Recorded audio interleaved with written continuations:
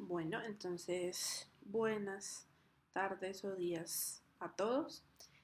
Vamos a tratar el tema de anticoagulación desde el punto de vista terapéutico. Sin embargo, dentro de esta revisión vamos a hacer revisión también de la farmacología básica de los medicamentos para que la recordemos de los medicamentos anticoagulantes y de este mismo modo iremos intercalándolo con las indicaciones y la posología y la forma de utilización de estos medicamentos.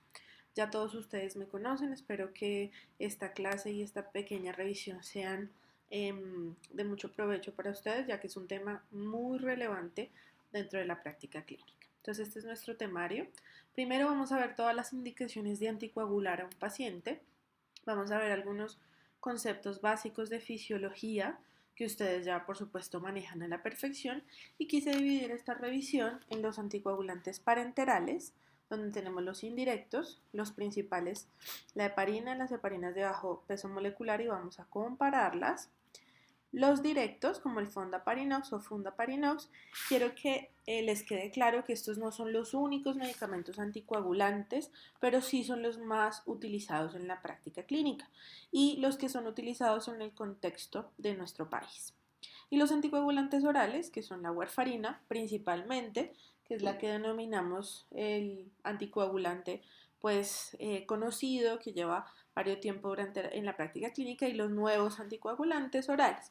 Realmente no son tan nuevos. Lo que sucede es que en tiempo, digámoslo de alguna forma, llevan varios años, sin embargo, son otra opción frente a warfarina y por eso, digamos que están ampliándose y están en estudio. También los veremos con más detalle.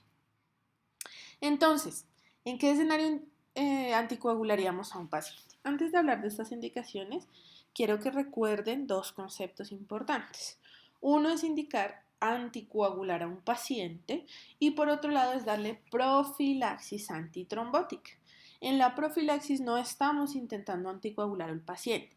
La profilaxis nos permite que si el paciente tiene factores de riesgo para hacer éstasis venosa, nosotros prevengamos ese riesgo. ¿Cuáles son los riesgos para éstasis venosa? Yo sé que los van a ver muy bien este semestre, sobre todo en su práctica clínica, pero principalmente es que el paciente tenga que quedarse inmovilizado por alguna razón. Por eso vamos a ver que en muchos de los escenarios los primeros estudios de estos medicamentos siempre se hacen sobre todo en pacientes que tienen posoperatorios de reemplazos de rodilla, de reemplazo de cadera. ¿Por qué? Porque son pacientes que van a tener que guardar reposo, ¿cierto?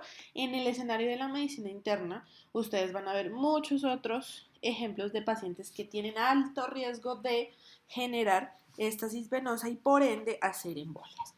Por eso tiene que quedarles clarísimo el concepto de indicación como anticoagulación o indicación como profilaxis, ya que las dosis también van a variar asimismo como el medicamento que elegiremos. Entonces, dentro de las indicaciones para anticoagular, arritmias, ¿cierto? Principalmente fibrilación auricular. Ustedes verán fibrilación auricular como una de las arritmias más, alguna de las más estudiadas. Por supuesto, en la fibrilación auricular la terapéutica va encaminada a varios aspectos. Primero, en revertirla si es necesario, si lo consideramos pertinente, revertirlo a ritmo sinusal.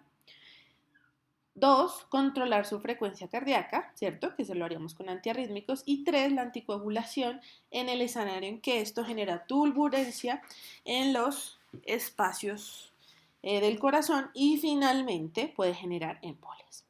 Anticoagulación en válvulas cardíacas o principalmente en reemplazo de válvulas cardíacas, ¿cierto? Cuando tenemos una válvula que es insuficiente o que está estenosada, pues va a generar cambio en la turbulencia. Ese cambio en la turbulencia hace que podamos tener coágulos que generen embolias y por ende tenemos que anticoagular a nuestros pacientes. Pacientes con embolismo pulmonar, claramente, pacientes en algunos escenarios de la enfermedad cerebrovascular, y anticoagulación en enfermedad arterial y venosa. Por supuesto que cada una de estas indicaciones se verá en el contexto de cada una de esas enfermedades, pero aquí yo las quise agrupar en este pantallazo para ustedes. En algún escenario muy puntual de la falla cardíaca, no es la práctica común, pero puede ser en alguno de los escenarios cuando el corazón es demasiado disfuncional. Sin embargo, por supuesto, con sus docentes de medicina interna aclararán el escenario donde sea pertinente el uso. Los pacientes, usualmente las pacientes con síndromes de hipercoagulabilidad, requerirán tratamiento anticoagulante o pacientes con enfermedades autoinmunes. En algunas cardiopatías congénitas, que son algunas de las indicaciones en niños, y anticoagulación y embarazo. Por supuesto, estas dos últimas no son indicaciones que vayan a estudiar en este semestre en la parte de medicina interna, y verán o hablarán de ellas en los semestres correspondientes a pediatría y ginecología. Ahora bien, recordemos entonces, solo con este pantallazo, aspectos de la cascada de coagulación, ¿cierto? Entonces tenemos una fase inicial, una fase de amplificación, una fase de propagación, ¿cierto? Este es un tema que deben profundizar. Por supuesto, sé que tienen muy buenas bases y conceptos de todos los semestres básicos. Quiero recordar dos cosas puntuales, y es lo que está señalado acá. La plaqueta, como la célula que interactúa dentro de esta cascada, y los blancos terapéuticos de los anticoagulantes. Muchachos, los mecanismos de acción de los medicamentos están relacionados directamente con la fisiología y por ende la fisiopatología dependiendo de cada enfermedad, ¿sí? Por supuesto, esta cascada nos explica el mecanismo de acción de los anticoagulantes, que es unirse al factor 10 activado o modificar la función de la trombina o en este punto, ¿cierto? O utilizar otras proteínas que inactivan a la trombina, ¿de acuerdo? ¿Por qué? Porque así impedimos que se forme el coágulo final de fibrina, o pues cuyo componente principal es la fibrina. Importante que lo repasemos, pero lo vamos a ir viendo también con los mecanismos de acción, ¿cierto? Entonces, aquí están células, fases y algunas células que intervienen en esta cascada de coagulación. Si ustedes ven, entonces vamos a encontrar las fases, las células, qué proteínas y qué medicamentos o quiénes lo inhiben en cada una de esas fases, ¿cierto? Ustedes van a ver aquí varios medicamentos. Si ustedes ven, estos nombres son medicamentos que están en estudio. Sin embargo, nosotros vamos a profundizar sobre los más utilizados en nuestro medio. Importante, warfarina. ¿Y en qué fase bloquean la coagulación? ¿De acuerdo? De todas maneras, lo estudiaremos con cada uno. Entonces arrancamos con los anticoagulantes parenterales indirectos, ¿cierto? ¿Y arrancamos con quién? Con la heparina. Se llama o se denomina heparina no fraccionada. Está compuesta por glucosaminoglucanos, que son moléculas glucoproteicas. Acá les voy a mostrar su estructura. Es una estructura grande, ¿cierto?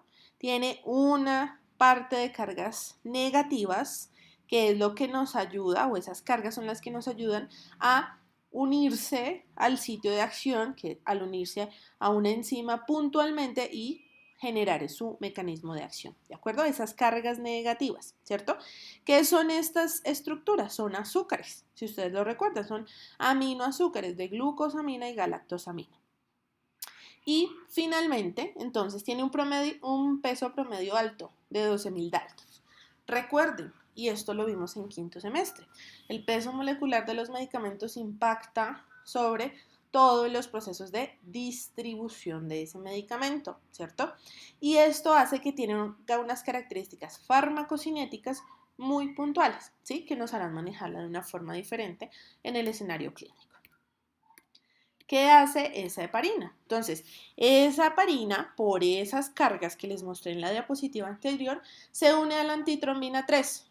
Si ustedes recuerdan, en el pantallazo donde señalamos la trombina, por eso es un blanco terapéutico. No directamente la trombina, sino la inactivación de la trombina a través de la antitrombina 3. Como su nombre lo indica, la antitrombina inhibe la función de la trombina. De esta manera, no tendríamos el coágulo con, con las características de fibrina. ¿Qué hace la heparina? Se une por esas cargas negativas que vimos, cambia o provoca un cambio conformacional de la antitrombina y potencia la velocidad de acción. ¿De acuerdo? Entonces, acuérdense, es importante esa unión, por eso la estructura del medicamento es fundamental en su mecanismo de acción. Principalmente actúa sobre la antitrombina 3 y tiene una menor unión al factor 10A. Si recuerdan, en el pantallazo estábamos resaltando el factor 10 activado. Su unión, aquí vemos las cargas, ¿sí? Las cargas que pintábamos allá en la estructura de esos azúcares, de esos aminoazúcares, y se unen a la antitrombina 3, ¿de acuerdo?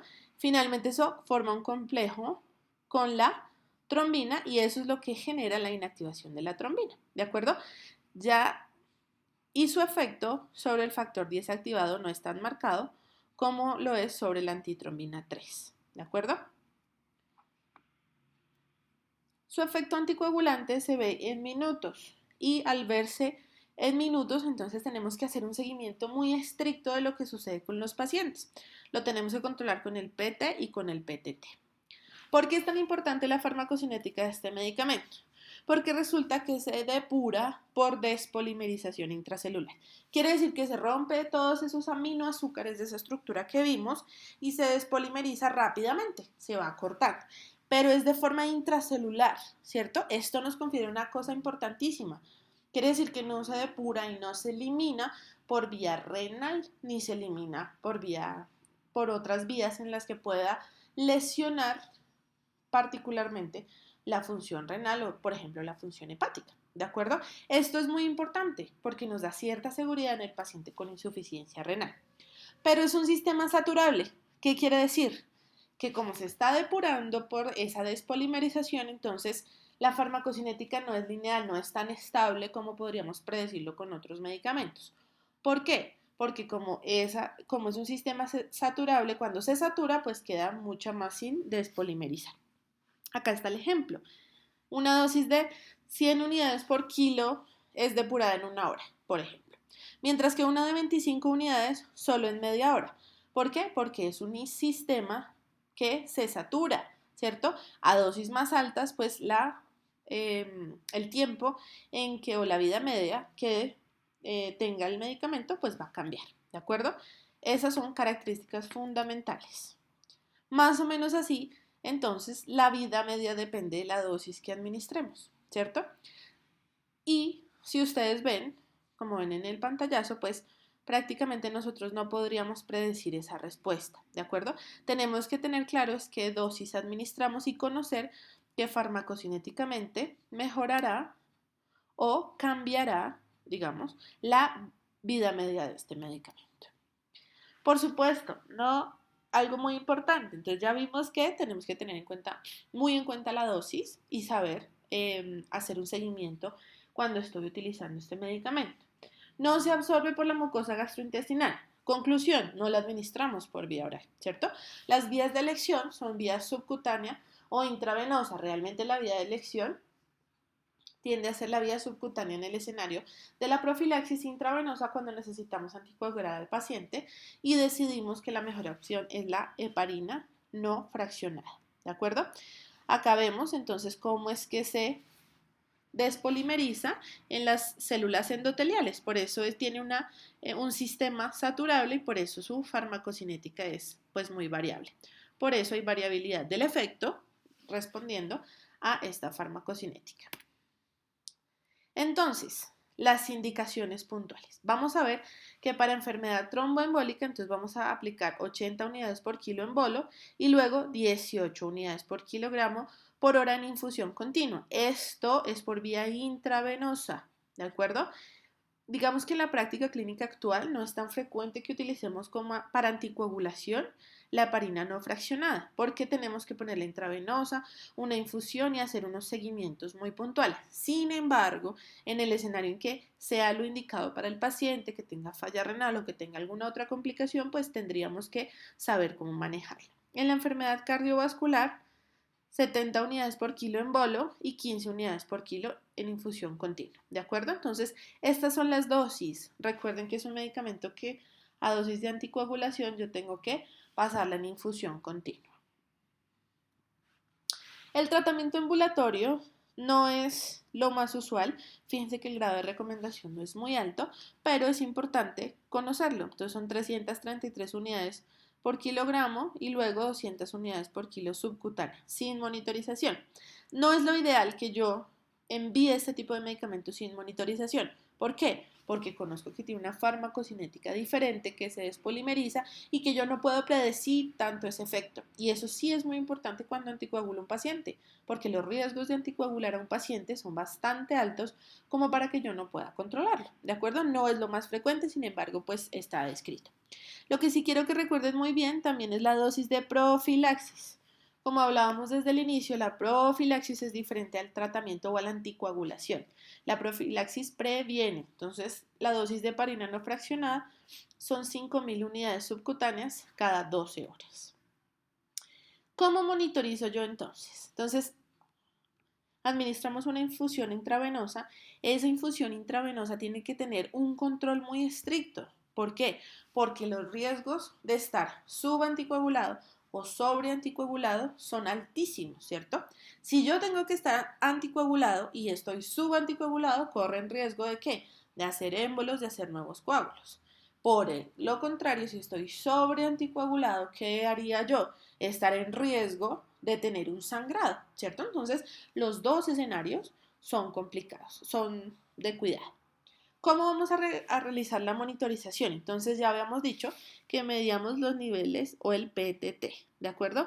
Nosotros vamos a ver que uno hace la solicitud de este examen, que es el PTT, y finalmente lo que yo quiero es que esté 1,5 a 2,5 veces por arriba del control normal. Ya lo vamos a entender un poco más adelante, ¿cierto? ¿Qué quiero hacer? ¿Qué quiere decir esto? Que cuando el PTT está 1,5 a 2,5 veces por arriba del control normal que me reporte el laboratorio, voy a tener a mi paciente anticoagulado. Ese es el rango ideal, es el rango terapéutico, ¿cierto?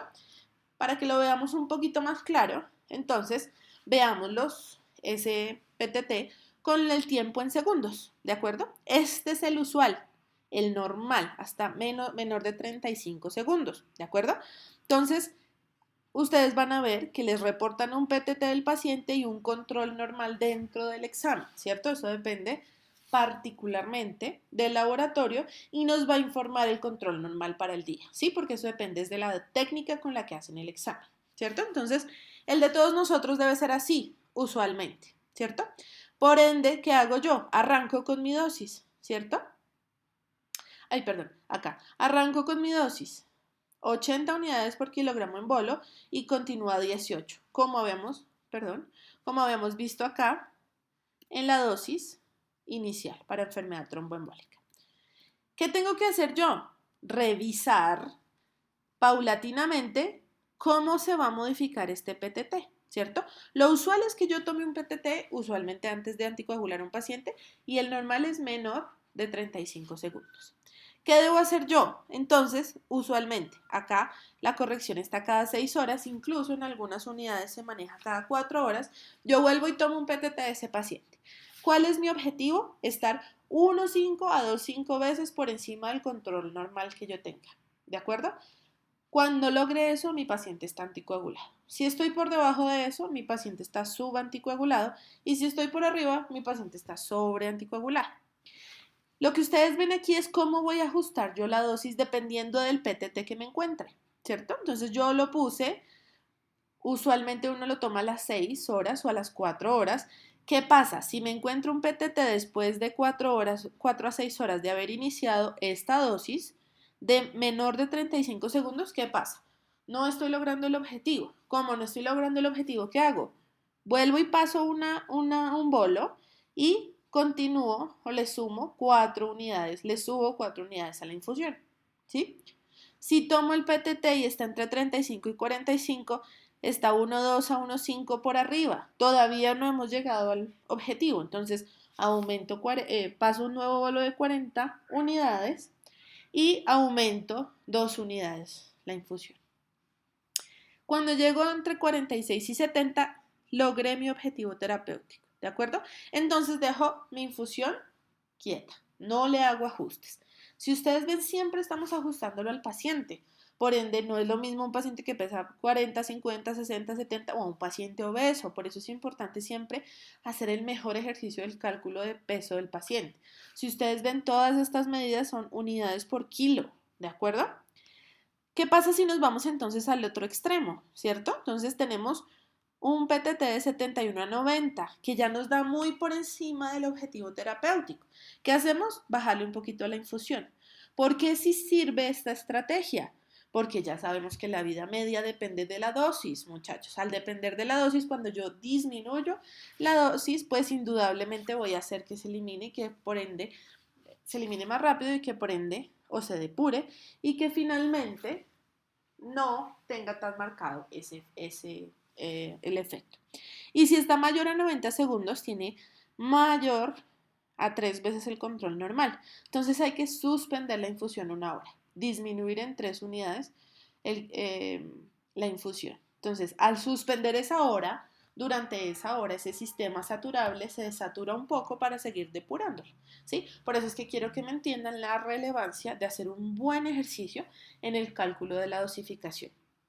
El buen ejercicio no es solo para la heparina no fraccionada, es en general para todos los medicamentos, pero hay que tener un especial cuidado con este medicamento, ¿de acuerdo? Siempre recordar ese ajuste.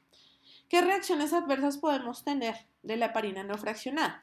Entonces son 4 principales asociadas a la sobredosis, que indudablemente de una vez es un sangrado, asociadas al uso prolongado, que no es tan frecuente en utilizarlo, asociadas a la formación de complejos inmunes, que ya vamos a ver porque sí es importante y relevante, y a impurezas de la mezcla que generaría urticaria. Estas impurezas de la mezcla están relacionadas más con la calidad del medicamento que con otro efecto asociado.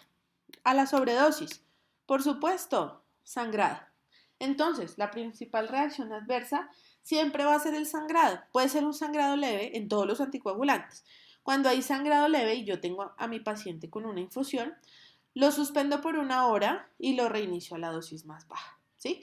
Si amenazaba la vida, indudablemente yo tengo que detener lo que está anticoagulando a mi paciente, ¿cierto? Porque mi paciente no está coagulando y está sangrando. ¿Cómo podemos entonces nosotros, o qué antídoto debemos darle? Es el sulfato de protamina. ¿Qué hace el sulfato de protamina? ¿Cierto? Entonces se une a la heparina no fraccionada y bloquea la unión que la heparina no fraccionada está haciendo la antitrombina 3, ¿cierto? Entonces directamente bloquea la actividad, libera la antitrombina y la antitrombina y finalmente la antitrombina deja de ejercer, deja de potenciar esa acción, ¿de acuerdo? Entonces se une, se combina y neutraliza la acción de la heparina no fraccionada, ¿de acuerdo? Entonces bloquea la acción de la heparina. Entonces, no permite que se una a la antitrombina. De esta manera, yo, ante una urgencia vital, debería utilizar el sulfato de protamina, ¿de acuerdo? ¿Cómo voy a calcular cuánto sulfato de protamina debemos administrarle al paciente? Entonces, es la suma. Entonces, acuérdense, siempre tenemos que tener clarísimo qué dosis le estamos pasando al paciente, ¿sí? Y el tiempo que lleva con esa dosis, ¿sí? ¿Qué vamos a hacer? Sumar el total de lo pasado en la última hora, ¿cierto? Más la mitad de la dosis en la hora anterior y el cuarto de la dosis en la hora inmediatamente anterior. Entonces, yo cojo las 3 horas antes de mi paciente.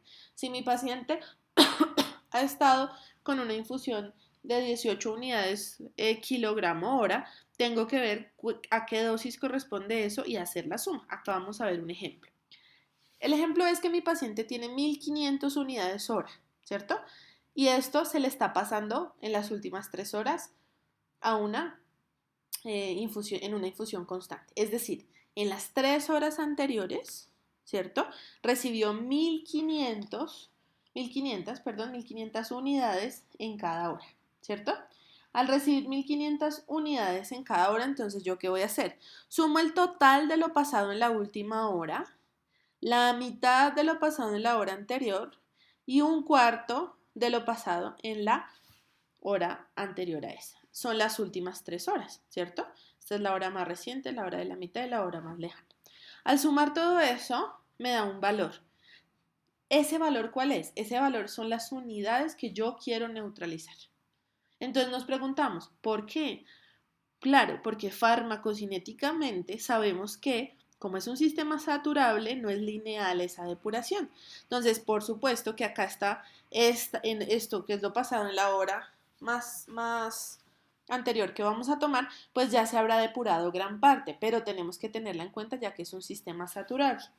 Por ende, yo tendría que neutralizar 2.625 unidades para ese paciente que estamos poniendo el ejercicio. Y eso equivale a 26.25 miligramos de protamina. ¿Cómo hicimos ese cálculo? Sabiendo que 1 miligramo de sulfato de protamina neutraliza 100 unidades internacionales de heparina, ¿cierto? Entonces, si yo sé que 1 miligramo de sulfato de protamina neutraliza 100 unidades, ¿cuántos miligramos neutralizarán 2.625? Muy sencillo, ¿cierto? ¿De acuerdo? Entonces ya sé que la dosis para ese paciente que ha recibido esta infusión es de 26.25 miligramos de sulfato de protamina. ¿Cómo se pasa el sulfato de protamina? Usualmente se mezcla, se hace la solución, se debe pasar en 30 a 60 minutos. Hay que tener mucha precaución con las reacciones alérgicas que se puedan generar. ¿De acuerdo? Esa es la forma. Ya vimos cómo ajustar la dosis y cómo evitar o cuando necesitamos usar el antídoto, usarlo de manera adecuada. Asociadas al uso prolongado, la osteoporosis. Acuérdense que no es frecuente que tengamos uso prolongado de heparina no fraccionada. Sin embargo, es importante que sí lo puede generar. Y esta es otra reacción adversa supremamente importante, que es la trombocitopenia inducida por heparinas. ¿Por qué? Porque la heparina se une al factor 4 plaquetario. Si ustedes recuerdan cuando veíamos el pantallazo inicial, yo les resaltaba mucho la plaqueta dentro de esas cascadas de coagulación y puede inducir la formación de autoanticuerpos. ¿Esto qué haría? Que haya una coagulopatía de consumo. Se consumen esas plaquetas porque la unión entre la heparina y el factor 4 plaquetario hace que reconozca como extraña la plaqueta, por decirlo de alguna forma, y al generar estos anticuerpos, entonces finalmente va a generar que yo consuma esas plaquetas y tenga trombocitopenia. Por eso una de las principales precauciones siempre es la trombocitopenia del paciente. Si el paciente tiene una trombocitopenia crónica, yo podría empeorarla usando heparina no fraccionada en él, ¿de acuerdo? ¿Y qué sucede? Que digamos, hay una acción paradójica inicial. Primero las activa cuando se une y luego forma los anticuerpos. Entonces, inicialmente podría haber hipercoagulabilidad porque las activa inicialmente, ¿sí? En una fase muy temprana, que puede haber hipercoagulabilidad, pero posteriormente hay esa consumo plaquetario que genera trombocitopenia. Esto no genera riesgo. No es frecuente que suceda.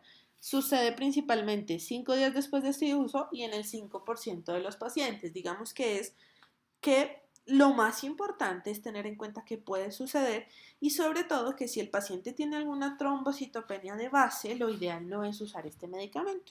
¿De acuerdo? Ahora bien, de la heparina no fraccionada pasamos a la heparina de bajo peso molecular. ¿Por qué? Porque habrá heparinas de bajo peso molecular. Justamente vienen de esa estructura grandota de esa heparina no fraccionada, ¿cierto? Si ustedes ven en el pantallazo, perdón, vamos a ver que son aminoazúcares muy similares, ¿sí? O azúcares, ¿cierto? Pero son más pequeños. Si ustedes recuerdan, el peso molecular de la heparina no fraccionada era 12.000 Daltons, son moléculas muy pesadas. Literalmente, ¿qué hicimos acá? Bajarle su peso molecular cambiando su estructura química, ¿cierto? Fíjense entonces, ¿cómo vamos a ver? Estas son moléculas mucho más pequeñas, ¿cierto? Pesan 4.500 Daltons y tienen unidades de monosacáridos menos unidades de monosacáridos, ¿cierto? Entonces, vienen de esa estructura de la heparina no fraccionada. Ahí la vemos que es aislada. Se absorbe uniformemente, tiene una biodisponibilidad del 90% y tiene una vida media mayor predicción de esa dosis respuesta, no se une a las proteínas plasmáticas y su eliminación es renal. De esta manera, entonces, fíjense cómo empezamos con el cambio de esta estructura a tener un cambio en la farmacocinética del medicamento. Quiere decir que es más estable, más predecible. ¿Cómo actúa?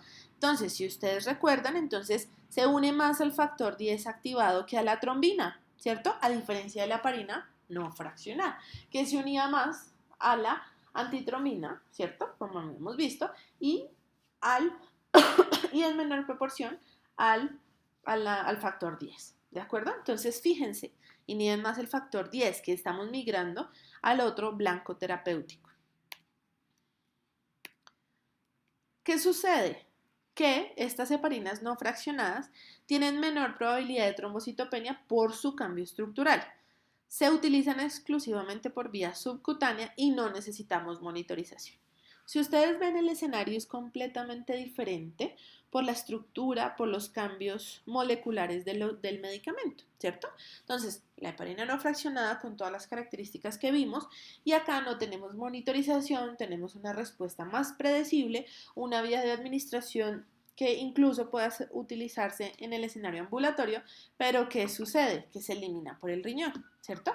La anterior se despolimerizaba en el sistema endotelial, en las células endoteliales, pero aquí sí tenemos la eliminación renal. Por ende, tenemos que tener mucha precaución en los pacientes con algún grado de disfunción renal. Este cuadro les muestra los nombres o los principios activos, ¿cierto? Estos son algunos nombres comerciales. Lo más importante es que reconozcamos que hay varios principios activos, que el de más frecuente uso en nuestro medio es enoxaparina, pero que no quiere decir que sea el único, ¿de acuerdo? Esta es la unión del factor 10 al factor 2A, ¿cierto? Entonces se unen más a ese factor 10 y el peso, ¿sí? Entonces son pesos moleculares bajos. Acá tenemos algunas características farmacocinéticas y y las dosis. Quiero que recuerden muy bien la dosis de enoxaparina. Esta es la dosis cuando tengo indicación de anticoagular al paciente, que es 1 miligramo por kilogramo cada 12 horas. Muchachos, primera cosa que quiero que recuerden en el uso, particularmente de la enoxaparina. Tenemos el escenario de anticoagular a nuestro paciente. Lo ideal es que sea 1 miligramo por kilogramo, ¿de acuerdo? Hagamos el ejercicio de pesar los pacientes. Yo sé que no es tan sencillo, yo sé que muchas veces hay muchos pacientes hospitalizados, pero lo ideal es pesar nuestros pacientes. Y es 1 miligramo por kilo. Quiere decir que si son 50 miligramos, lo ideal es que sea 50 kilogramos, discúlpenme, sean 50 miligramos cada 12 horas. Es lo ideal, ¿de acuerdo? Entre más ajustemos esa dosis, más predecible tenemos esa respuesta. Indicaciones. Entonces, por lo general se utiliza por la vía subcutánea. Hay una única indicación de enoxaparina endovenosa y es previo a la trombolisis, en donde se aplican usualmente 30 miligramos intravenosos inmediatamente antes de hacer la trombolisis. Prevención del tromboembolismo venoso, tratamiento de las enfermedades tromboembólicas y pues tener muchísima precaución con la enfermedad renal crónica. ¿De acuerdo? Acá tenemos las dosis y las frecuencias. Ya está aquí más consolidadas las dosis, lo que quiero que recordemos. 1 miligramo por kilogramo cada 12 horas para anticoagulación, ¿cierto? Para anticoagulación, y 40 miligramos subcutáneo día para profilaxis. Recuerden, el contexto de la profilaxis es diferente. ¿Listo? ¿Qué complicaciones puedo tener? Sangrado, por supuesto, ¿sí? Entonces, la pregunta es, ¿nos serviría el sulfato de protamina? En cierta parte lo podemos usar, pero no es un antídoto tan ideal como lo es para la heparina no fraccionada.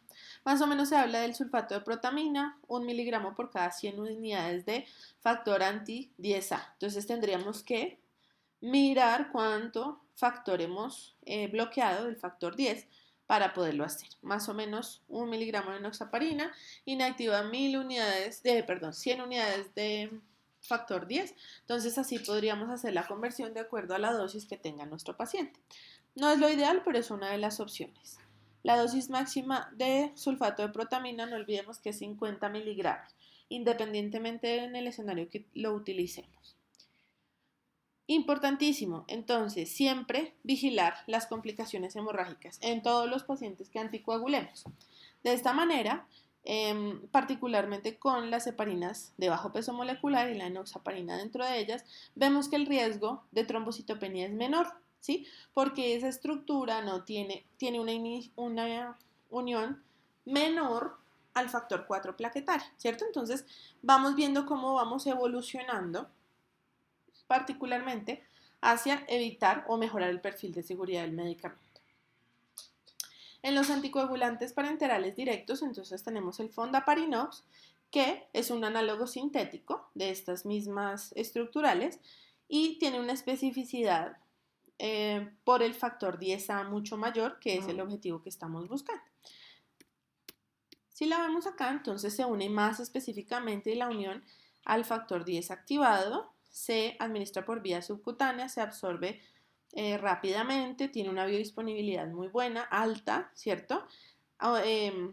Aumenta rápidamente los valores plasmáticos y una vida media más larga y más predecible, ¿de acuerdo? Entonces eso hace que tenga características que nos haga manejar al paciente con menos dosis y por supuesto con mayor seguridad, ¿cierto? Fíjense entonces la selectividad para el factor 10A. La heparina no fraccionada no mucho se une más a la antitrombina. La de bajo peso molecular empieza a mejorar su selectividad y el más selectivo es ese factor, es el Fondaparinux al factor 10 activado. ¿Por qué es importante conocerlo? Porque esta unión insignificante a ese factor plaquetario lo convierte en el principal medicamento indicado en pacientes que tengan trombocitopenia, pues por supuesto porque no va a tener el riesgo tan aumentado de generar consumo plaquetario. Por supuesto también se excreta por el riñón, por eso también tenemos que tener precaución con estos pacientes. Indicaciones, entonces acá tenemos las dosis y las indicaciones, principalmente, ¿cierto? Entonces vamos a tener la indicación principal es, por supuesto, la enfermedad, pero en pacientes que tienen factor de riesgo para hacer trombocitopenia, ¿cierto? Trombosis y síndromes coronarios agudos, dosis fija de 2.5 miligramos por día, y trombosis venosa son un poquito más altas las dosis siempre, 7.5 miligramos dependiendo del peso paciente o 10 miligramos. No hay necesidad de hacer la monitorización como si la hacíamos en los pacientes en los cuales usábamos heparina no fraccionada.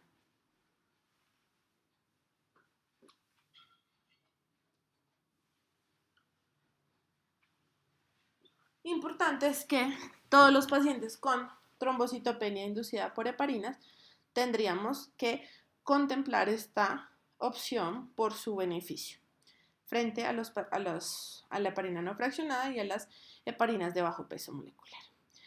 Habiendo estudiado el escenario de los anticoagulantes parenterales, entonces estudiaremos los anticoagulantes orales. Es importante entender que a largo plazo yo podría considerar pertinente anticoagular a mi paciente, ¿cierto?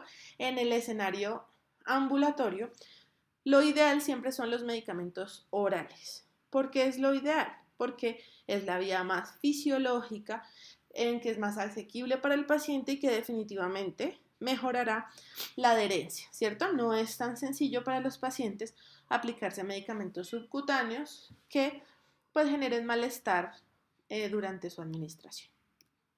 Y arrancamos con la warfarina. Ahí tienen la estructura química de la warfarina y aquí en este primer pantallazo vamos a ver cuál es el mecanismo de acción de la warfarina. Entonces, si ustedes ven, el objetivo principal de la warfarina es bloquear todos los factores vitamina K dependientes. Pero ¿cómo lo hace? ¿Cierto? Entonces, la vitamina K debe estar reducida. Si ustedes ven el ciclo, debe oxidarse y nuevamente debe reducirse para estar disponible para los factores vitamina K dependientes. ¿Qué hace la warfarina? Bloquear la reducción de la vitamina K. Al bloquear la reducción de la vitamina K, no hay vitamina K disponible, reducida, para el factor de coagulación y finalmente, entonces, no se siguen sintetizando y yo logro anticoagular a mi paciente, ¿de acuerdo? Ahora bien, características fundamentales de la warfarina. Entonces, que tiene isómeros, ¿cierto? Ya vamos a entenderlo mejor. Tiene dos isómeros diferentes, R-warfarina y S-warfarina, ¿de acuerdo? Y eso es importante ¿por qué? Porque tienen vías o rutas metabólicas diferentes cada uno de ellos y uno es más potente que el otro, ¿de acuerdo? Entonces ya vamos a entender. Ya comprendemos entonces que es oral, que es antagonista de la vitamina K y de los factores dependientes y que tiene un isómero R y S. Ahora vamos a entender qué es ese isómero. Entonces son isómeros ópticos que desvían la luz polarizada. Para entenderlo, mejor veamos esta imagen. Entonces, si nosotros vemos nuestras manos, son iguales, ¿cierto? Tienen 5 dedos, 5 uñas usualmente. Cuando yo los miro, pero las intento sobreponer, no cuando las enfrento, sino cuando las sobrepongo, no casan, ¿cierto? Por más de que tienen los mismos 5 dedos, ¿cierto? Las mismas 5 uñas, ¿cierto? Pero lo que pasa es que un dedito me queda para un lado y el otro para el otro. Si vemos esta estructura, vemos que este grupo de hidroxilo queda al lado izquierdo y este al lado derecho. Eso hace que esta molécula sea diferente a esta, ¿cierto? ¿En qué es diferente? En su estereoquímica, en la posición que ocupa en el espacio la estructura, pero no es diferente en la cantidad de carbonos que tiene, en la cantidad de hidrógenos o en los grupos hidroxilo, ¿cierto? Querría decir que estos grupos son los mismos. ¿Qué es lo que me caracteriza a la warfarina o a cualquier estructura que tenga tantos carbonos, tantos hidroxilos, tantos hidrógenos, ¿cierto? Pero aquí la ubicación espacial es diferente. Al ser diferente, recuerden, estructura, actividad, hace que se comporte diferente. Por eso es que es tan importante comprender que estos dos isómeros pueden generar, me devuelvo, cambios generan, perdón, cambios en su ruta de eliminación. ¿Por qué? Porque por más de que tenga la misma cantidad de átomos de carbono e hidrógeno, tiene una configuración espacial diferente. Y recuerden ustedes que por eso inclusive hablábamos en quinto semestre de estructura, actividad, ¿de acuerdo? Esto hace entonces, aquí les mostré, esto es algo que reconstruí, esta es la estructura de la warfarina, ¿cierto? Entonces, en este punto, este carbono, que se llama el carbono quiral, tiene este grupo, este radical hacia este lado, y acá lo tiene hacia la izquierda. Eso hace que le dé características diferentes, ¿de acuerdo? R-warfarina y S-warfarina. ¿Qué es importante? Que el medicamento debería traer o debe traer una mezcla racémica. ¿Qué es una mezcla racémica? Es la mezcla equimolar de los dos isómeros. ¿Qué quiere decir? Que debe traer mitad y mitad. ¿Por qué? Porque así yo puedo predecir un poco más la respuesta, ¿sí? Sabiendo que tienen rutas metabólicas diferentes y adicionalmente sabiendo que uno es más potente que otro. Ya veremos. Lo ideal es que con la tecnología farmacéutica yo lograra solamente tener un isómero en mi medicamento, que es lo que estaríamos haciendo. Eso es una característica supremamente importante porque esto me empieza a generar algunos inconvenientes a la hora de manejar a mi paciente con warfarina. Es un medicamento que tiene una muy buena biodisponibilidad, por supuesto, por eso lo utilizamos por la vía oral en el escenario ambulatorio. Tiene una alta unión a proteínas. Si ustedes recuerdan cuando estudiamos farmacocinética, la alta unión a proteínas también nos puede generar problemas de interacciones medicamentosas. Una vida media larga que tendremos que manejar y el metabolismo hepático amplio. Estos dos factores, su metabolismo hepático y la unión proteica, digamos que generan que la warfarina tenga alta incidencia de generar interacciones medicamentosas. No solo con interacciones medicamentosas, sino con alimentos u otro tipo de sustancias que ingiera el paciente. ¿De acuerdo? Polimorfismos. ¿Qué son los polimorfismos? Entonces son alteraciones o cambios conformacionales de los citocromos. Quiere decir que puede disminuir el metabolismo o aumentarlo. Y eso depende específicamente de la genética de cada uno de nosotros. Por eso tiene tantas variables y puede ser un poco difícil de lograr los objetivos terapéuticos por las características propias del medicamento y por las características genéticas o la respuesta individual de cada paciente. Entonces, tiene esos dos enantiómeros o esos dos isómeros. Se metabolizan ambos por el hígado. Ya vimos que se metabolizan por el sistema del citocromo, ¿cierto? Que son enzimas de oxidorreducción. El enantiómero R o la R-warfarina lo hace por reducción y el enantiómero S lo hace por hidroxilación, ¿de acuerdo? ¿Y qué sucede? El S es 2,7 a 3,5 veces más potente que el R, ¿cierto? Entonces, ahí tenemos una respuesta que va a ser variable, pero tiene una vida media menor de 29 horas respecto al R que tiene 45 horas. Entonces, son dos factores importantes. La potencia, que es más alta del isómero S, pero con una vida media más corta, mientras que el otro, el isómero R, tiene una vida media mucho más larga. Esto nos hace que tener, digamos, más aspectos a tener en cuenta para lograr que mi paciente se anticoagule adecuadamente. Por eso tenemos que hacer un control adecuado del mismo. Riesgo del sangrado, por supuesto. Con todos los anticoagulantes tendremos riesgo de sangrado. Ya habíamos visto que la heparina no fraccionada la vigilamos o le hacemos seguimiento con el PTT. Por otro lado, en la warfarina utilizamos el INR. Ya vamos a hablar un poco más adelante de qué significa el INR. ¿De acuerdo? ¿Qué pacientes pueden sangrar más? Los pacientes adultos mayores que tengan INRs variables, ya van a ver ustedes en su práctica clínica que pueden variar mucho, ya vamos entendiendo por qué, porque es un medicamento que tiene unas características muy puntuales, que la respuesta individual también es importante, las interacciones e incluso la alimentación del paciente. Antecedentes de sangrado, por supuesto que el paciente sea hipertenso, la falla cardíaca y escenarios donde van a ser más riesgosos los sangrados en los pacientes. Y siempre hay que monitorearlo cuidadosamente, el INR. ¿Qué es el INR? Entonces el INR es un índice, ¿cierto? Es un índice de varios pacientes frente a la media normal de los pacientes, ¿sí? Entonces está estandarizado que yo debo lograr un INR terapéutico que usualmente está entre 2 y 3, ¿cierto? Por lo general, cuando yo no estoy anticoagulado, tengo el INR menor de 2, ¿de acuerdo? Cuando yo necesito anticoagular a mi paciente, debo tener ese INR entre 2 y 3. El tenerlo entre 2 y 3 implica que mi paciente está en el rango en que yo estoy anticoagulando. Volvemos a recordar, si estuviera subanticoagulado hay riesgo y si está sobre anticoagulado igualmente hay riesgo. ¿Cómo vamos a iniciarlo? Iniciar el día 1 de tratamiento usualmente con la dosis más bajita. Las tabletas vienen de 5 miligramos y hay de 10 miligramos, pero usualmente arrancamos con la dosis más bajita, ¿cierto?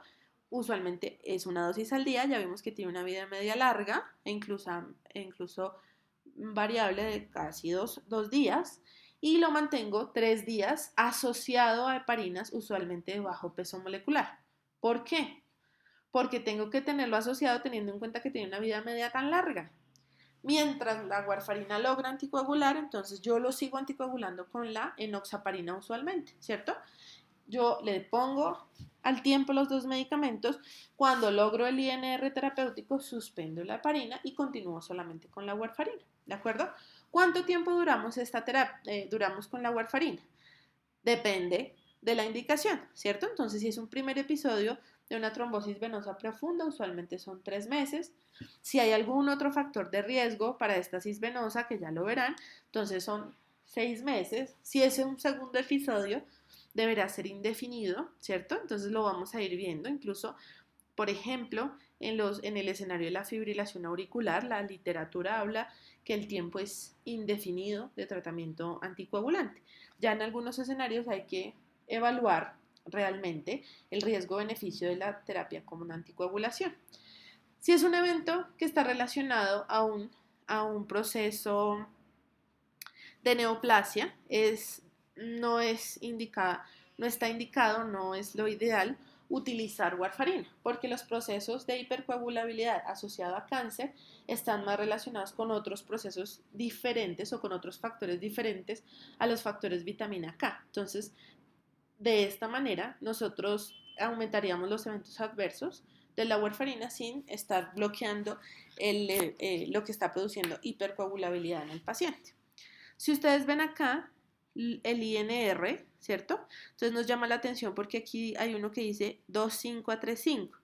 Esta variación es por el tipo de válvula que se implante cuando se hacen recambios valvulares, ¿cierto?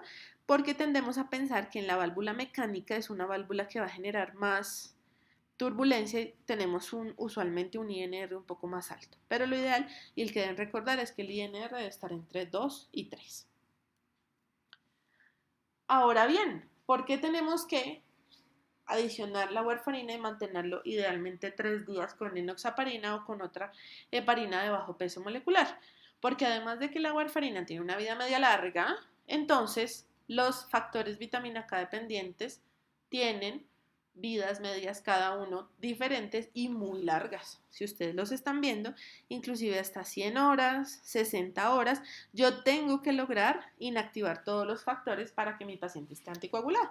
De ahí la razón de que siempre se realiza lo que se llama terapia puente con usualmente una heparina de bajo peso molecular. ¿De acuerdo? Entonces aquí tenemos una gráfica y si ustedes se dan cuenta, acá están los días y yo lograría inactivarlos todo entre el tercer y cuarto día.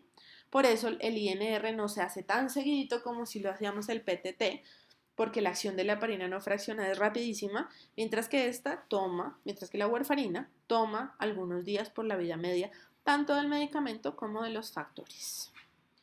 ¿En qué pacientes debemos iniciar la terapia? Entonces hay que escoger adecuadamente el paciente, ¿cierto? Tengo que verificar esa indicación de anticoagular y por otro lado tengo que calcular el riesgo de sangrado. Son 2 escalas las que tienen ahí en el pantallazo que van a revisar. Les dejo un link que me parece muy útil para poderlo calcular.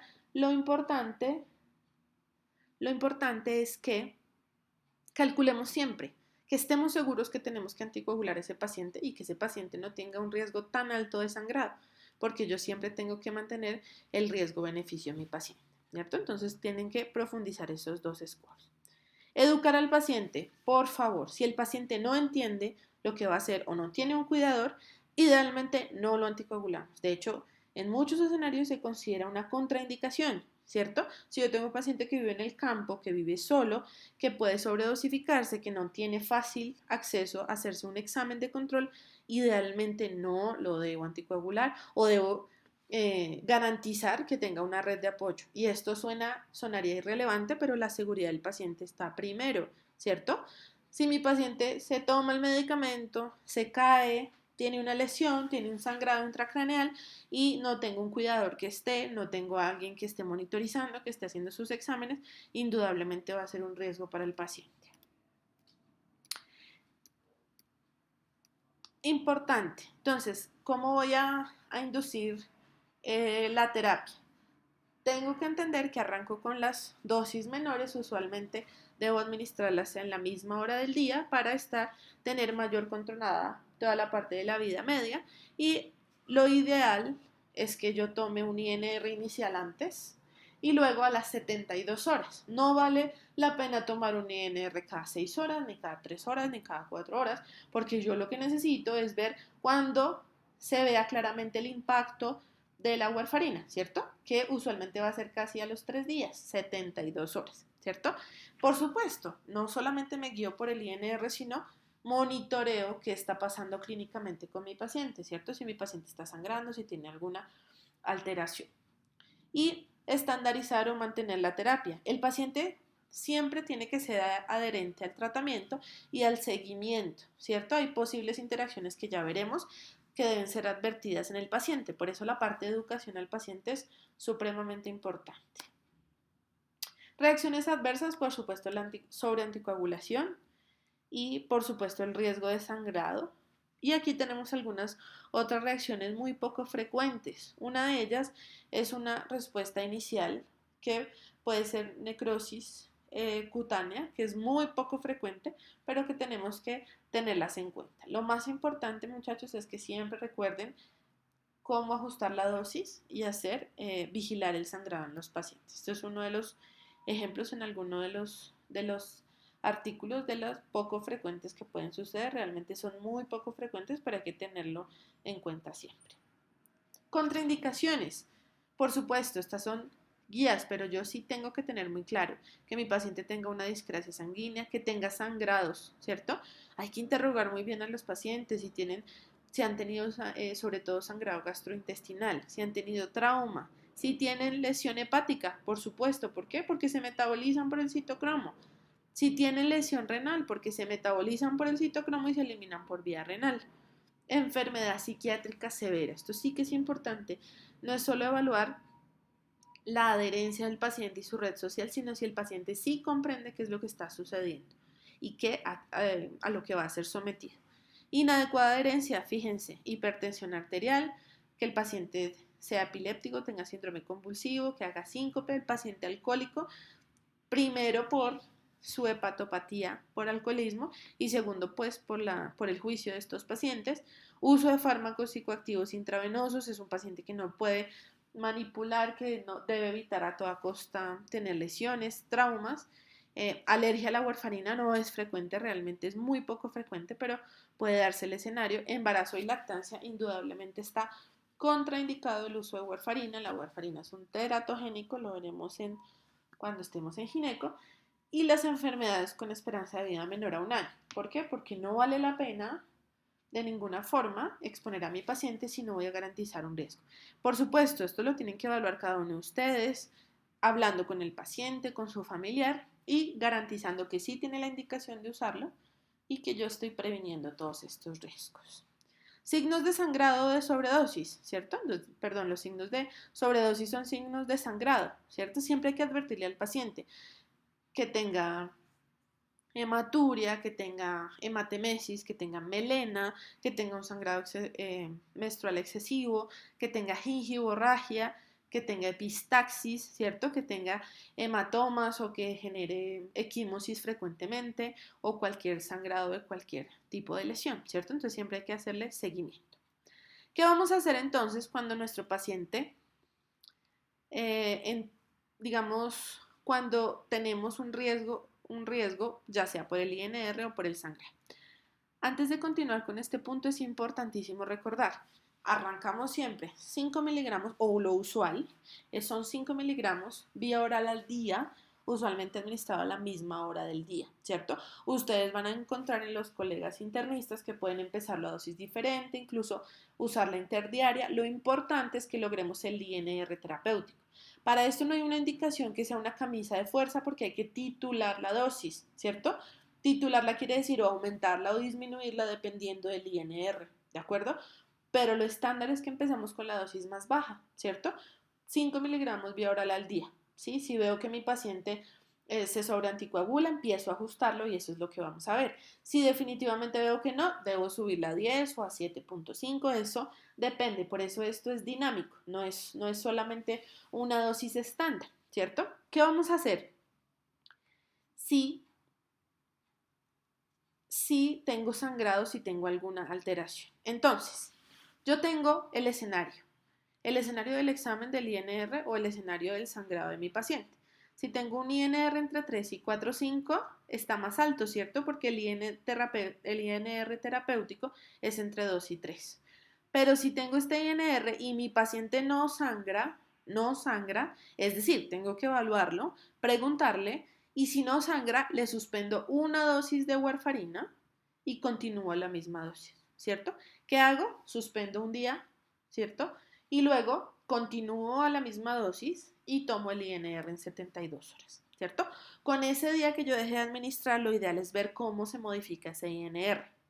Ahora bien, tengo un INR entre 4, 5 y 10, ¿cierto? Está sobre anticoagulado, pero mi paciente no sangra. Eso sí, clínicamente debo garantizar que no sangra. Si el paciente sangra, estoy poniendo en riesgo su vida. Por el momento no administro el antídoto, no administro la vitamina K. Ajusto la dosis en un 25% menos de la dosis total semanal. ¿Qué quiere decir esto? Que si el paciente toma 100 miligramos en toda la semana, es decir, sumo cuántos miligramos toma en toda la semana mi paciente, de lunes a domingo, ¿cierto? Cuando las sume todas, si mi paciente tomara en el ejercicio hipotético 100 miligramos, yo debo disminuirle el 25% de la dosis, ¿cierto? Yo debo disminuir, calcular cuál es el 25%, que sería 25 en este escenario, disminuirlo, ese 25 miligramos y ajustar los 75 en toda la semana. ¿De acuerdo? Lo reorganizo. Por eso les digo que esto es dinámico. Cuando yo consigo la dosis ideal en que el paciente mantenga el INR entre 2 y 3, la dejo quietica. ¿Sí?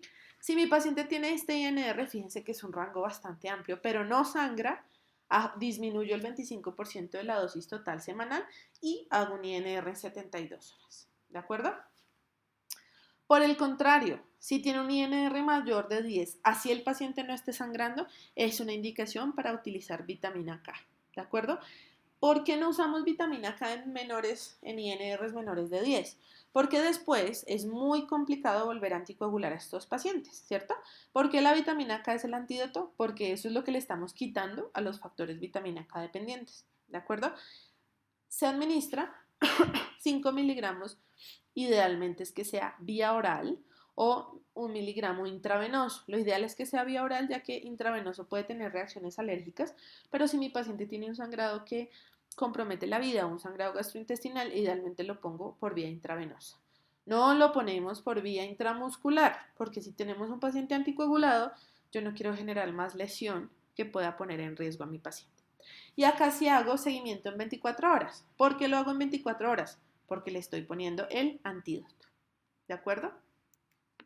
Ahora bien, si mi paciente está en una urgencia vital, independientemente del INR que tenga, si mi paciente tiene un sangrado activo que comprometa la vida, yo debo manejarlo con todo el protocolo activo. Es decir, mi paciente puede tener 3.5, pero tiene un sangrado gastrointestinal, tiene hematuria franca o tiene una epistaxis que no cede. Entonces, lo primero que yo hago es vitamina K, porque es el antídoto, ¿cierto?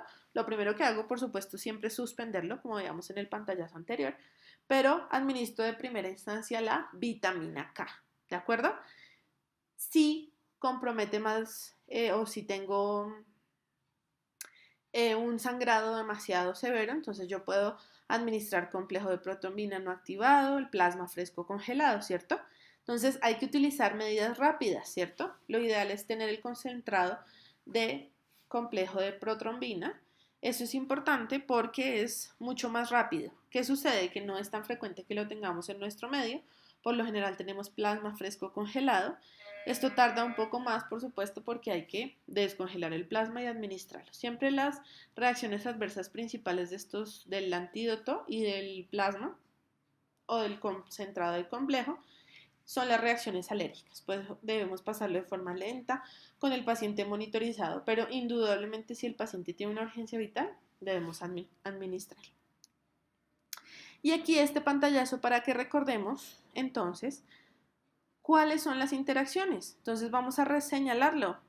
Potencia el efecto de la warfarina, el acetaminofén, fluconazol, omeprazol, propanolol, metronidazol, medicamentos comúnmente incluso automedicados, ¿cierto? O inhiben ese, el efecto de la warfarina. Entonces, si vemos carbamazepina, sucralfato o alimentos con alto contenido de vitamina K. Por eso los pacientes hablamos que las verduras deben ser evitadas o deben ser consumidas de la misma forma, ¿cierto? Y aquí hay algunos otros que no tienen efecto. Que sea probable, entonces fíjense, amoxicilina, clavulanato, jugo de toronja, entonces todos estos son medicamentos que esto es probable, altamente probable y posiblemente pueden generar potenciación del efecto. Esto me generaría riesgo de sobreanticoagulación. Esto me generaría subanticoagulación, que también es riesgosa. Por eso es importante advertir a los pacientes. No quiere decir que no puedan comer o no puedan tomar el medicamento, pero siempre que informen al personal médico y sobre todo que nosotros estemos en la capacidad de hacer seguimiento a los INRs de esos pacientes. ¿Cuál es la problemática? Respuesta impredecible, que hay que ajustar la dosis, una ventana terapéutica estrecha, todas las interacciones, que hay que monitorizarlo, que es un lento comienzo, ya vimos por qué, y lenta la desaparición, y que puede haber resistencia a la warfarina, dependiendo de esos factores, ¿cierto? ¿Qué es bueno, ¿cierto? Entonces, ¿qué buscaríamos? Una administración oral a dosis fija que comience rápidamente, que tenga una vida media más corta que la warfarina y que no tenga tantas interacciones. En respuesta a eso están los nuevos anticoagulantes, ¿cierto? Los nuevos anticoagulantes empiezan a dar respuesta a todas esas, digamos, no inconvenientes, sino características particulares de la warfarina. Acá los tenemos principalmente rivaroxaban y apixaban, que se unen al factor 10A, y dabigatran al factor 2 activado. Esto es importantísimo, los tres disponibles en Colombia, para que los podamos conocer, y seguramente los van a usar mucho. Vemos acá entonces, está el resumen de los anticoagulantes orales. El dabigatran, que es particularmente su unión al factor 2 activado, es importante ver que todo este grupo va a generar más estabilidad y una mejor respuesta. Acá están las dosis, importante, las dosis recomendadas de dabigatran y particularmente, eso era lo que les comentaba al principio de la charla, entonces que inicialmente se estudió en cirugía de reemplazo total de rodilla, ¿cierto? Acá tenemos las dosis y aquí quise mostrarles algunos de los estudios que hay, estudios cabeza a cabeza frente a warfarina, ¿cierto? Quiero que los revisen, tienen esta presentación y deben revisarlos porque es importante ver cómo empezamos a comparar esos nuevos anticoagulantes con la warfarina, ¿cierto? Ya conocemos la warfarina, la hemos empleado mucho y ahora queremos tal vez algo que mejore todas esas características que nos podrían presentar en desventaja de la warfarina para utilizar los nuevos anticoagulantes, ¿de acuerdo? Entonces, si ustedes ven, aquí está el estudio RELY, estos son estudios, digamos, muy conocidos que lo ideal es que los repasen, porque seguramente se los van a preguntar en su práctica clínica, que comparan, son estudios cabeza a cabeza de los nuevos anticoagulantes frente a warfarina. ¿Qué comparan principalmente? El objetivo terapéutico de anticoagular al paciente, el riesgo de que no tenga embolias, o sea, que no se subanticoagule, y por el otro lado, pues el riesgo de sangrado, ¿cierto? Ahí tenemos más o menos el estudio. El objetivo principal era establecer no inferioridad, es decir, que lo que conocemos de la warfarina, que el dabigatran no sea menor la actividad de la warfarina, ¿cierto? Entonces, ellos estadificaron usualmente las tasas de sangrado, que es ideal usarlo a dosis más bajas, y que tuvo tasas comparables con la warfarina. Esto quiere decir que no lo encontraron inferior a la warfarina en el estudio RELY. El perfil de seguridad, entonces, reducción significativa de stroke hemorrágico, ¿cierto? Que es uno de los desenlaces que pueden ser fatales, y disminución, menos tasas de sangrado frente a warfarina, ¿sí? Si vemos, las diferencias no son muy grandes, pero también siempre hay que ver los estudios que se plantean y que este es un estudio de no inferioridad, es decir, que los perfiles se parecen. El perfil de seguridad, entonces tuvieron más infarto, pero más que un efecto secundario, fue la capacidad de reducir eventos isquémicos del dabigatran, y aquí que 110 miligramos 2 veces al día produjo menos sangrado que la dosis más alta. Entonces, particularmente, pues asocian que la hemorragia es dosis dependiente. Acá está, que no existe un antídoto comprobado hasta ese momento. Ya vamos a ver que para dabigatran tenemos un biológico que está en fase 3 de investigación ya desde 2015. Es posible que ya lo tengamos disponible en algún, no en Colombia, pero que sí pudiésemos tenerlo.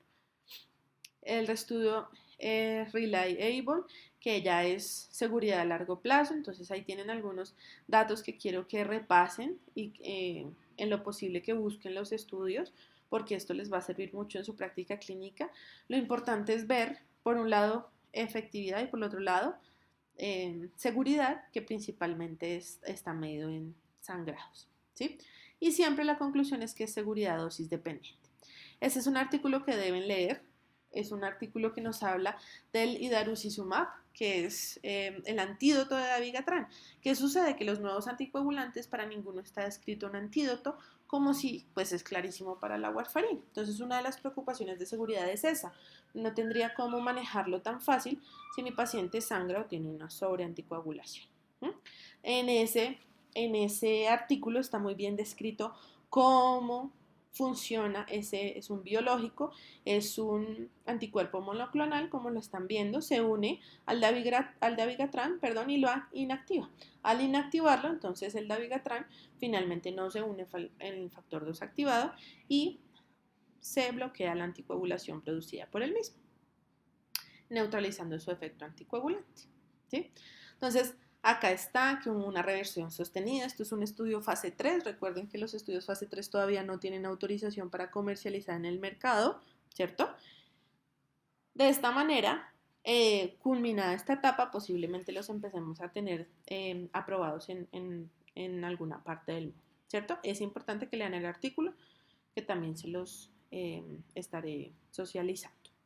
Rivaroxaban, entonces ya particularmente es un potente selectivo inhibidor del factor 10A, ya rivaroxaban y apixaban van particularmente al factor 10A, entonces fíjense que encontramos que la absorción es rápida, que la biodisponibilidad es buena, que tiene una vida media más corta que warfarina y que se metaboliza en menor proporción por el citocromo. Todas estas características que buscamos, digamos, mejorar frente a lo que sucede con warfarina.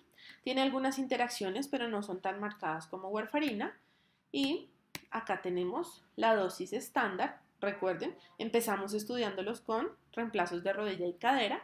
Esta es la dosis estándar, 10 miligramos una vez al día, porque empezamos utilizándolos para profilaxis o estudiándolos para profilaxis, pero la dosis de anticoagulación son 20 miligramos vía oral al día con ajuste de 15 miligramos vía oral al día, sobre todo cuando hay alteración de la tasa de filtración glomerular, o sea, cuando el paciente tiene algún grado de disfunción renal o cuando el paciente tiene una edad usualmente superior a los 80 años.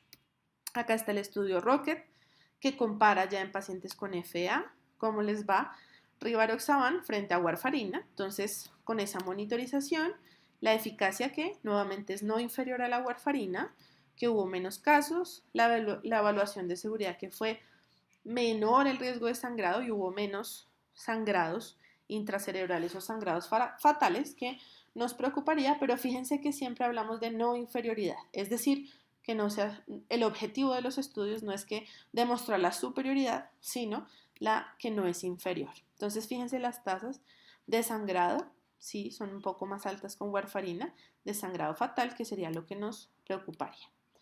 En seguridad, entonces, por lo general, acá hay un estudio que compara dabigatran con rivaroxaban. Este es un estudio en voluntarios, ¿cierto? Es un estudio fase 1 en el cual se evaluó la reversión de la anticoagulación de los dos con concentrado complejo de protrombina, ¿sí?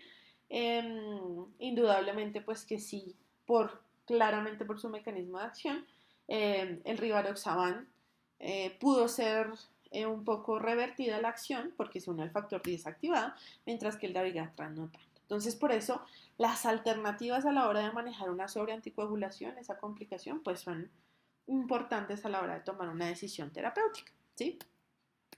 El apixaban, entonces,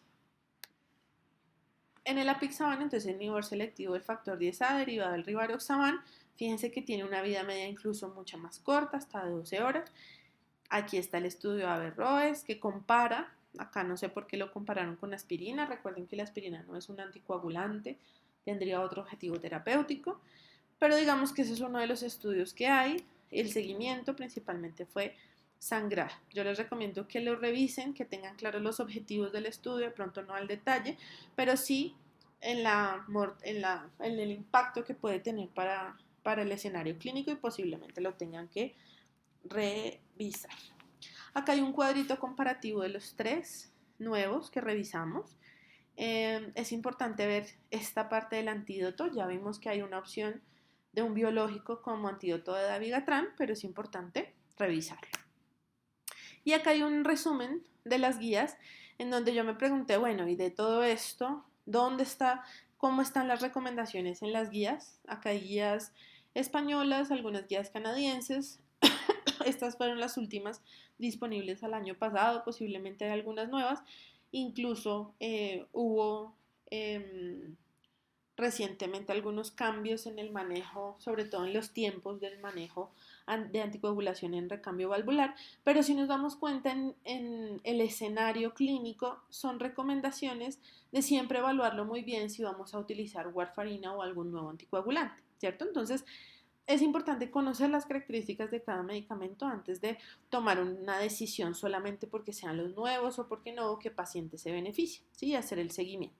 Ninguna lo recomienda con nivel de evidencia Es decir, ninguna es la primera recomendación. Siempre la warfarina aparece en todos como una opción. Entonces es importante es que lo evaluemos clínicamente y que aprendamos cómo se está utilizando ya ustedes en el escenario clínico. Esto es de la nueva, del 2016, a final de 2016, donde nos mostraban, dependiendo del factor de riesgo, qué tipo de anticoagulante, pero si ustedes ven, nuevamente vemos a warfarina listada dentro de todas las indicaciones, ¿sí? Exceptuando, por supuesto, como lo habíamos visto en embarazo, ¿cierto? Aquí están solamente las heparinas de bajo peso molecular, ¿cierto? Y coagulopatía por hepatopatía, pues por supuesto, heparinas de bajo peso molecular y en cáncer, ¿cierto? Pero son por indicaciones por la contraindicación de la warfarina. Si vemos en todos los otros escenarios, warfarina está presente. Entonces hay que tener, digamos que un criterio clínico muy adecuado para escogerlo. Les agradezco por su atención y seguiremos en contacto durante el taller.